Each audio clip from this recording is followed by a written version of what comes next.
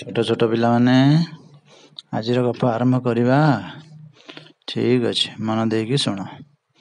ଥରେ କ'ଣ ହେଇଛି ନା, ଗୋଟେ ରାଜ୍ୟରେ ଗୋଟେ ବାବାଜୀ ଆଉ ତାଙ୍କର ଚେଲା ଦୁଇ ଜଣ ଆଶ୍ରମ କରିକି ରହୁଥିଲେ। ସେ ଆଶ୍ରମକୁ ବହୁତ ସବୁ ଶିଷ୍ୟ ଆସୁଥିଲେ ବିଦ୍ୟା ଶିକ୍ଷା କରିବା ପାଇଁ। ଯିଏ ଯାହାର ବିଦ୍ୟା ଶିକ୍ଷା କଲା ପରେ ନିଜ ନିଜ ରାଜ୍ୟକୁ ଫେରି ଯାଉଥିଲେ। ହେଲେ ବାବାଜୀଙ୍କର ଅତି ପ୍ରିୟ ଚେଲାଟି କ'ଣ କରୁଛି ନା, ସବୁବେଳେ ସେ ବାବାଜୀଙ୍କୁ ନିରୀକ୍ଷଣ କରେ।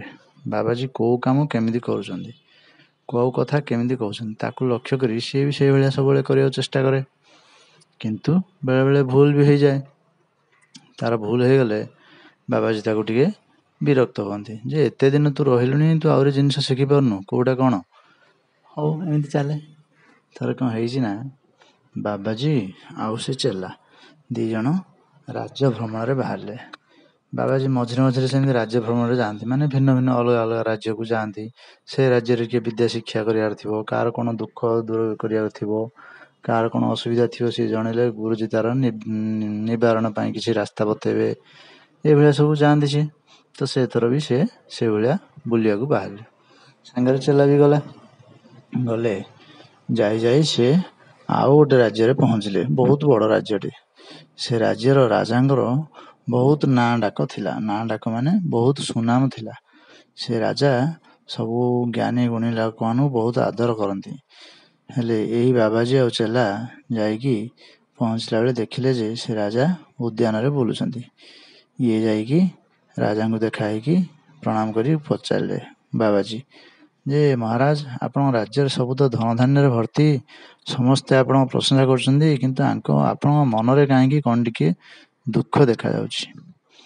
ରାଜା ଆଶ୍ଚର୍ଯ୍ୟ ହେଇଗଲେ ଯେ ମୁଁ ତ କାହାକୁ କିଛି କହିନି, ଇଏ ଗୁରୁ କେମିତି ଏ କଥା ଜାଣିଲେ। ସିଏ ତରବରରେ ବାବାଜୀଙ୍କୁ ପ୍ରଣାମ କଲେ। ତମେ କ'ଣ ମୋତେ ପ୍ରଣାମ କରୁଛ, ମୁଁ ତୁମକୁ ପ୍ରଣାମ କରୁଛି, ସତ କୁହ କେମିତି ତମେ ଜାଣିପାରିଲ। ନା ନାଇଁ, କେମିତି କିଛି ନାହିଁ, ଏସବୁ ଅଭିଜ୍ଞତାର କଥା। କୁହନ୍ତୁ ଆପଣଙ୍କର କ'ଣ ଅସୁବିଧା ହେଇଛି, ମୋତେ ଯଦି କହିବେ ମୁଁ ଦୂର କରିଦେବି ବା କରିବାକୁ ଚେଷ୍ଟା କରିବି ଦୂର କରିବା ପାଇଁ।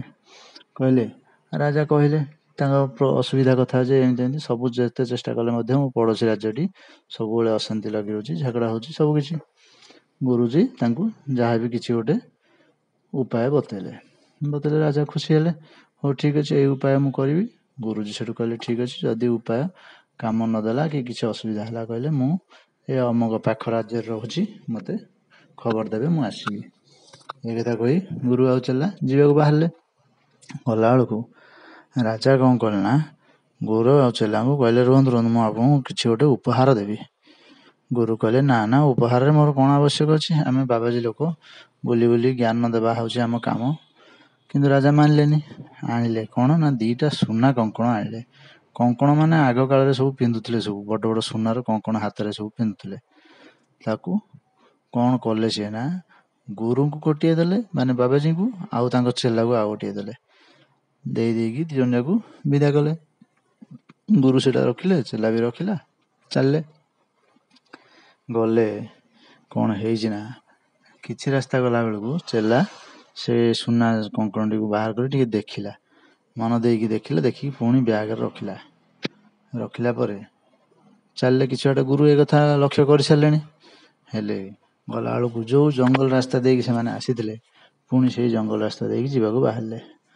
ଗୁରୁଙ୍କୁ ଚେଲା କହିଲା, ଆଉ ଗୁରୁଦେବ, ଏଇ ଜଙ୍ଗଲ ରାସ୍ତା ଦେଇକି ଯିବାନି, ମୁଁ ଅନ୍ଧାରିଆ ହେଇଛି, ଖଣ୍ଟ ଚୋର କିଏ କ'ଣ ଥିବ, ଆରପଟ ଦେଇ ଗାଁ ଦେଇକି ଯିବା।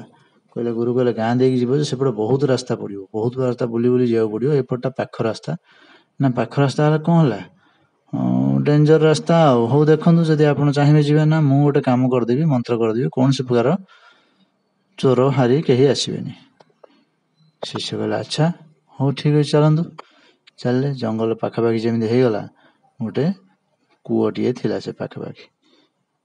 ଶିଷ୍ୟ ପଚାରିଲା, ଗୁରୁଦେବ କାହିଁ କ'ଣ ଆପଣ ମନ୍ତ୍ର କରିଥାନ୍ତେ, କିଛି ଚୋର ଡକାୟତ କେହି ଲାଗିନଥାନ୍ତେ। ଗୁରୁ କହିଲେ ଏଇ କରୁଛି ରହ, କହିକି ଡାକି ନେଲେ କୂଅ ପାଖକୁ। କହିଲେ ଆସ କୂଅ ପାଖକୁ ଯିବା। କୂଅ ପାଖକୁ ଗଲେ, ଯାଇକି ଶିଷ୍ୟକୁ କହିଲେ ତତେ ରାଜା ଯେଉଁ ସୁନା କଙ୍କଣଟି ଦେଲେ ସେଟା ମୋତେ ଦେଲୁ। ଶିଷ୍ୟ ଭାବିଲା କ'ଣ ଗୁରୁ ବୋଧେ ଦେଖିବାକୁ ମାଗୁଛନ୍ତି ବୋଲି ମାଗିବାରୁ ଗୁରୁ କ'ଣ କଲେ, ସେଟାକୁ କୂଅ ଭିତରକୁ ଫୋପାଡ଼ି ଦେଲେ। ଶିଷ୍ୟ ଆଶ୍ଚର୍ଯ୍ୟ, ହଁ, ଇଏ କ'ଣ କଲେ। ଗୁରୁଙ୍କୁ ପଚାରିଲେ, ଗୁରୁ ଇଏ କ'ଣ କଲେ ଆପଣ? ସୁନାର କଙ୍କଣଟା କାହିଁ ଫୋପାଡ଼ି ଦେଲେ? ଗୁରୁ କହିଲେ, ବାବୁ ସେ ସୁନା କଙ୍କଣ ନୁହଁ, ସିଏ ହେଉଛି ବିଷ ସଦୃଶ। ସେଇଠି ତୋ ପାଖରେ ଥିଲା ବୋଲି ଗଲାବେଳକୁ ତ ତୁ ଏ ଜଙ୍ଗଲ ଦେଇକି ଯିବାକୁ ଡରି ନଥିଲୁ, ଫେରିଲା ବେଳକୁ କେମିତି ଡରିଲୁ? କାରଣ ତୋତେ ଲୋଭ ଗୋଡ଼େଇଲା ଯେ ସୁନାଟା ମୁଁ ରଖିଛି, ତେଣୁ ଏଇସବୁ ଲୋଭ ମୋହକୁ ପରିତ୍ୟାଗ ନ କଲା ଯାକ ତୁ ଠିକ୍ ବିଦ୍ୟା ଶିକ୍ଷା କରିପାରିବୁନି। ଚାଲ ଯିବା କହିଲେ। ଚେଲା ମନରେ ତ ଆଗରୁ ଟିକେ ଟିକେ ସନ୍ଦେହ ଥିଲା, ଆଜି ସିଏ ପଚାରିଦେଲା, କହିଲା, ଆଚ୍ଛା ଗୁରୁ, ମୋତେ ଆପଣ କହିଲେ ମୋ ସୁନା କଙ୍କଣଟି ଫୋପାଡ଼ି ଦେବାକୁ କହିଲେ, କାହିଁ ନିଜ ସୁନା କଙ୍କଣଟି ତ ଫୋପାଡ଼ିଲେନି, ନିଜକୁ ରାଜା ଯୋଉଟା ଦେଇଛନ୍ତି ସେଇଟା ତ ରଖିଛନ୍ତି। ଗୁରୁ କହିଲେ, ଆରେ ଏଇଟା ବି ତୋତେ ମୁଁ ପରୀକ୍ଷା କରୁଥିଲି, ଦେଖେ କଥା ହେଉଛି ମୋ ପାଖରେ ଯେଉଁ ସୁନା କଙ୍କଣଟି ଅଛି ତା ଉପରେ ମୋର ଅଣୁ ମାତ୍ରକେ ଲୋଭ କିଛି ନାହିଁ। ସେଇଟା କୋଉ ଗୋଟେ ଅସୁବିଧା ଗରିବ ଲୋକକୁ ଦେଖି ମୁଁ ଦେଇଦେବି। ଯଦି ବି ସେଇଟା କୋଉ ଚୋର ଖଣ୍ଡ କିଏ ନେଇଯିବ ବି, ତାହେଲେ ବି ମୋର କିଛି ମନ ଦୁଃଖ ହବାର ନାହିଁ। ତେଣୁ ସେଇ ସୁନା କଙ୍କଣ ଆଉ ତୋ ପାଖରେ ଥିବା ସୁନା କଙ୍କଣ ଭିତରେ ପ୍ରଭେଦ ହେଉଛି ଏଇଆ ଯେ ସେଇଠି ତୋ ପାଖରେ ଥିଲା ଯାକ ତୋ ମନରେ ଭୟ ଥିଲା, ଲୋଭ ଥିଲା, କିନ୍ତୁ ଏଇଟା ମୋ ପାଖରେ ଥିଲେ ମଧ୍ୟ ମୋର କୌଣସି ପ୍ରକାର ତା ପାଇଁ ମନ ବିଚଳିତ ହବାର ନାହିଁ। ଠିକ୍ ଅଛି, ତୁ ଯଦି କହୁଛୁ ନେ ଦେଖେ କହିକି ସେଇଠିକି ବି କାଢ଼ିକି ସିଏ କୂଅକୁ ଫୋପାଡ଼ି ଦେଲେ। ଫୋପାଡ଼ି ଦେଇକି କହିଲେ, ଏଥର ଚାଲ ଯିବା। ଚାଲିଲେ। ଶିଷ୍ୟ ମନେ ମନେ ଚିନ୍ତା କଲା ଯେ ସତ କଥା କହୁଛନ୍ତି ଗୁରୁ, ତାଙ୍କ କଙ୍କଣ ଆଉ ମୋ କଙ୍କଣ ଭିତରେ ଏତିକି ଫରକ ଯେ ସେ କଙ୍କଣଟି ପଡ଼ିଗଲେ, ହଜିଗଲେ, ଚୋରି ହେଲେ ତାଙ୍କ ପାଖରେ କୌଣସି ପ୍ରକାର ବିକାର ନାହିଁ। କିନ୍ତୁ ମୁଁ ସେଇ ସୁନା କଙ୍କଣଟିକୁ ଧରିକି ଲୋଭରେ ଚୋର କାଳେ ଆସିବ କି, କିଏ ଡକେଇତ ଆସିବ କି, ଏ ଡରି ଡରି ରାସ୍ତା ଚାଲୁଥିଲି। ଶିଷ୍ୟ ନିଜର ଭୁଲ ବୁଝିପାରିଲେ, ଗୁରୁଙ୍କ ସହିତ ଖୁସି ଖୁସିରେ ପୁଣି ଜଙ୍ଗଲ ରାସ୍ତା ଦେଇ ଆଗକୁ ଚାଲିଲେ। ତାହେଲେ ପିଲାମାନେ, ତମେମାନେ କ'ଣ ବୁଝିଲ?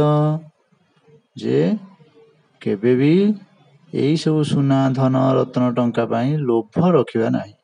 ଯାହା ବି ଅଛି ଠିକ୍ ଅଛି, ଯେକୌଣସି ଲୋକର କାମରେ ଲାଗିବା ଯାଏଁ ଆମେ ଅପେକ୍ଷା କରିବା। କିନ୍ତୁ ତାକୁ ଯଦି ଲୋଭ କରିବା ତାହେଲେ ଜୀବନରେ ଭୟ, ଦୁଃଖ ସବୁ କିଛି ଆସିବ। ତାହେଲେ ଆଜି ପାଇଁ ଏତିକି। ବାଏ।